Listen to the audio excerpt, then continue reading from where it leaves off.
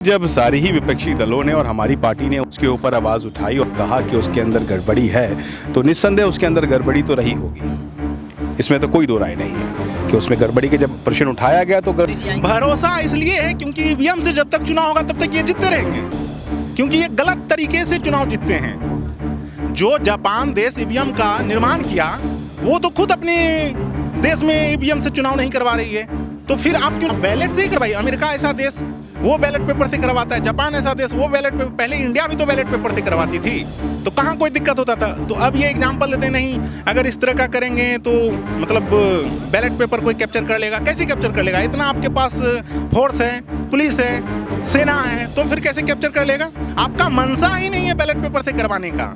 आप जानते हैं बैलेट पेपर से होगा तो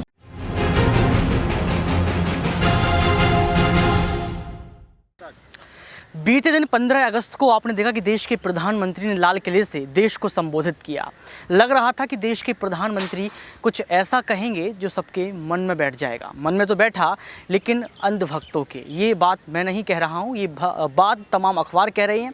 तमाम अखबारों की हेडलाइंस बोल रही हैं कि देश के प्रधानमंत्री नरेंद्र मोदी ने जो भी संबोधन किया वो एक चुनावी भाषण था।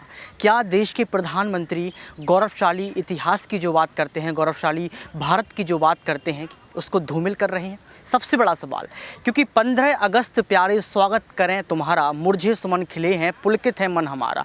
ये गीत आप सुनते, इस गीत की पंक्तियाँ ये कहती हैं कि देश के प्रधानमंत्री का ये दायित्व बनता है कि देशवासियों को ये संबोधन दें कि आने वाले समय में आप क्या कुछ करने वाले हैं, आने वाले समय में आप देश के लिए और क्या कुछ करेंगे। लेकिन तारीफ़ गिनवाना ये कोई बड़ी बात नहीं है। हम आप भी अपनी तारीफ़ गिनवाने लगते तो कहा जाता है कि अपने मुंह मियाँ मिट्ठू बन रहे हैं। आखिर कब तक देश के प्रधानमंत्री अपने मुंह मियाँ मिट्ठू बनते रहेंगे, ये भी सबसे बड़ा सवाल है। लेकिन अब हम सुप्रीम कोर्ट पहुंच चुके हैं, यहाँ पर जानने का ये प्रयास करेंगे कि आखिर वकीलों का क्या कुछ कहना है। उन्होंने ये भाषण सुना, उनका भी क्या पक्ष रहेगा? क्या ये चुनावी भाषण था या देश के प्रधानमंत्री की तारीफ़ करना चाहिए कि उन्होंने इतना समय निकाल कर 1 घंटे से ऊपर का समय निकालने के बाद पूरे देश को संबोधन किया, उनसे अच्छी अच्छी बातें कहीं, ये तमाम मसले। नमस्कार, आपके साथ मैं हूं ऋतिक सबिता। स्वागत है आपका नेक्स्ट 9 न्यूज में। दर्शकों, हमारे साथ अभी राजन जी मौजूद हैं। सर, क्या देखते हैं आप, इसको कैसे देख रहे हैं? एक्चुअली देखिए जी, धन्यवाद। एक बार फिर से अपना परिचय दें दर्शकों। मैं Rajan Kumar, supreme court advocate. Actually कल जो भाषण 15 अगस्त के अवसर पे श्री नरेंद्र मोदी जी, हमारे देश के सबसे लोकप्रिय प्रधानमंत्री जो दे रहे थे, वो देश को संबोधन नहीं था, वो अपने आप को बचाने के लिए 2024 में जो इलेक्शन होने वाला है उसमें वो अपने परफॉर्मेंस को सही रूप से करने के लिए जनता से एक प्रकार से निवेदन कर रहे थे कि आप जो है 2024 में मुझे ही चुने। क्योंकि उनके भाषण में देश को तो संबोधन दे नहीं रहे थे, वो बस अपना एजेंडा गिना रहे थे। जैसे हर भाषण में मोदी जी जो हैं अपना एजेंडा गिनाते रहते हैं। तो इसलिए जो प्रधानमंत्री का भाषण है, समर्थक तो यही कह रहे हैं कि देश के प्रधानमंत्री ने तो अच्छा किया, वो तो कहेंगे कि हमें जिताइए, हम तो लाल किले फिर से आना चाहते हैं। तो लाल किला जिसमें लोग झंडा फहरा रहे हैं प्रधानमंत्री, ये कर्तव्य नहीं होता प्रधानमंत्री का। प्रधानमंत्री का कर्तव्य होता है कि देश का वहाँ पे बखान किया जाता है, ये नहीं कि अपना चुनावी मुद्दा आप वहाँ पे सेट कर रहे हैं, एजेंडा सेट कर रहे हैं। और प्रधानमंत्री तो हर एक भाषण में अपना यही करते हैं। देश के लिए वो करते कहाँ हैं, देश के लिए वो सोचते कहाँ हैं? वो तो अपने बारे में सोचते हैं, अपने वोट बैंक के बारे में सोचते हैं। वो हर जो कार्य करते हैं प्रधानमंत्री, वो वोट को देख करके ही करते हैं। हर कार्य उनका वोट के लिए होता है। वोट जरूरी है ना सर? वोट जरूरी है, लेकिन जनता जरूरी है ना, देश जरूरी है ना। आप देश का ख्याति कीजिएगा ना, कि अपने लिए वोट मांगिएगा उसे। तो लाल किले से कि ये जो तीसरे थर्ड टर्म में जो है तीसरे नंबर की अर्थव्यवस्था भारत बन जाएगा, आप देख तो सकते हैं। तीसरे नंबर का अर्थव्यवस्था बन जाएगा और आप हर चीज़ बेच दें, रेल बेच दें, सेल बेच दें, सारे चीज़ बेच दें। एक तरह से तो प्रधानमंत्री क्या कार्य कर रहे हैं? कहीं भी बाहर जाते हैं तो वो एक तरह से होता है ना, ब्रोकर कहना, ये कार्य कर रहे हैं। मुझे कहने में शर्म आता है ये चीज़। जहाँ जाते हैं अडानी को लेते आते हैं वो। इसी वजह से तो संसद में भी उन पे विपक्षी लोग हमला कर रहे हैं। तो उस मुद्दे पे तो वो संसद में बोलते नहीं हैं। जो चीज़ उनको बोलना चाहिए प्रधानमंत्री को, वो बात प्रधानमंत्री जी हमारे नहीं बोलेंगे, और जो नहीं बोलना चाहिए वो चीज़ बोलेंगे। यही चीज़ करते हैं प्रधानमंत्री। जैसे उनको मणिपुर पे बोलना चाहिए संसद में, तो एक भी शब्द नहीं बोलेंगे मणिपुर के बारे में।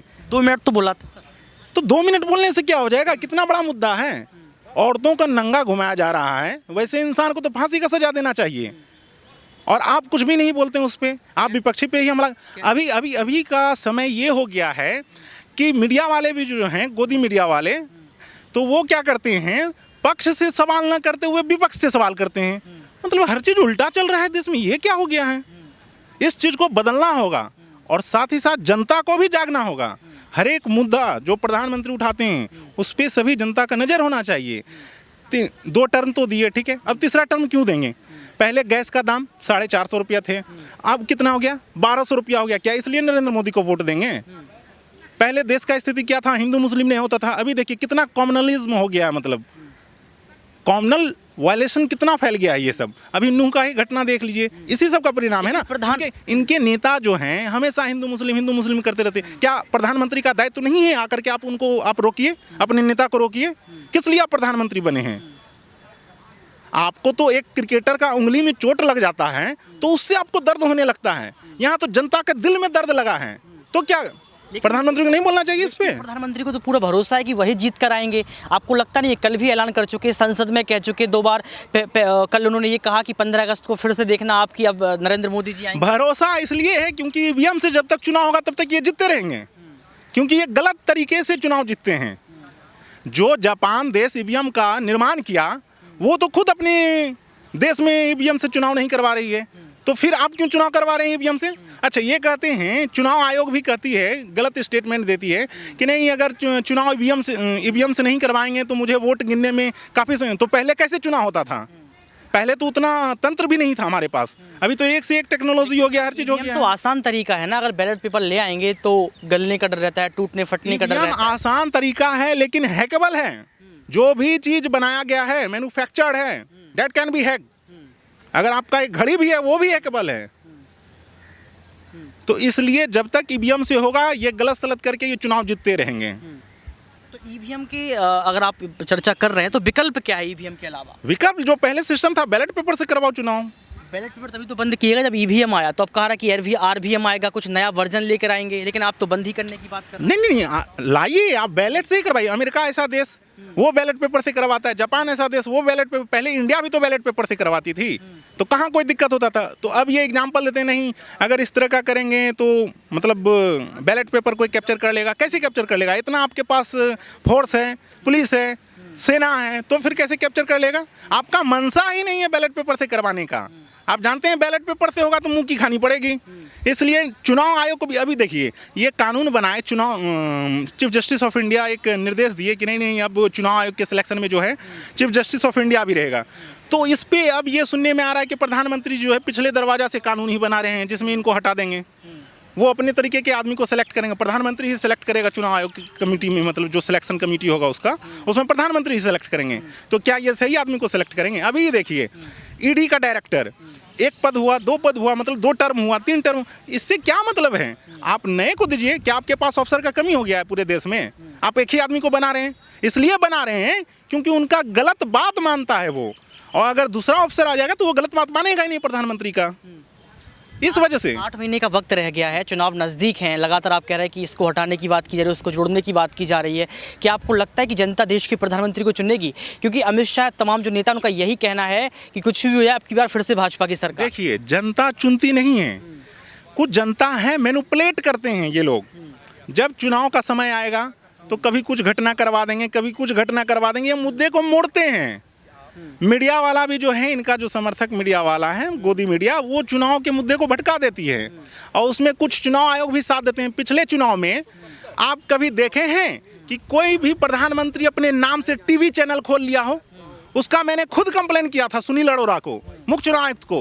वो बोलते हैं लिखित में आप हमको लिख के दीजिए। अरे लिखित में क्या देंगे? आप नंबर क्यों चालू करते हैं? प्रधानमंत्री पे आप कार्रवाई करो। इसलिए तो सीजीआई ने बोला ना कि मैं भी कमेटी में रहूंगा। कैसा चुनाव आयोग मतलब सिलेक्ट आप करते हैं चुनाव आयुक्त? तो इनको तो हटाने का बात कर रहे हैं। आपका ये कहने का मतलब है कि चुनाव आयोग जो है या चुनाव आयुक्त तो जो है वो दबाव में है। चुनाव का नियम होता है कि 6 बजे के बाद आप प्रचार नहीं कर सकते हैं, और नमो टीवी 24 घंटा प्रधानमंत्री का बखान कर रहा है। क्यों नहीं आप कार्रवाई उस पर करते हैं चुनाव आयोग? ये तो गलत है ना। आप एक को छूट दे रहे हैं, 24 घंटा प्रचार करते रहिए। दूसरी चीज, चैनल का उसका लाइसेंस किसने दे दिया? और एक चैनल जो है मतलब ऐसा सिस्टम से चलाया गया था उसका, जैसे सीरियल के स्लॉट पे एक चैनल, मतलब उसी चैनल को फिर न्यूज़ चैनल के स्लॉट पे एक में लगा दिया उसको। ये क्या सिस्टम है? मतलब आप तो पूरे तंत्र को कैप्चर कर लिए हैं। तो कार्रवाई नहीं होनी चाहिए प्रधानमंत्री पे। हर एक जो तंत्र की आप बात कर रहे सब दबाव में है, हाँ, सब दबाव तानाशाही में है, एकदम दबाव में है। बीजेपी की सरकार में सारा तंत्र दबाव में है, सारा तंत्र। तो ये जितने तंत्र भी institutions बिल्कुल यहाँ हैं। पर ये साफ तौर पर कहा गया राजनीति के द्वारा कि जो तमाम यंत्र तंत्र हैं वो सब कुछ दबाव में है, यानी कि भाजपा सरकार सब पर दबाव कर रही है, तानाशाही लगातार बढ़ती चली जा रही है। ईवीएम पर बात की, इसके साथ साथ चुनाव आयोग की भी बात कर दी। ये थे हमारे साथ राजन।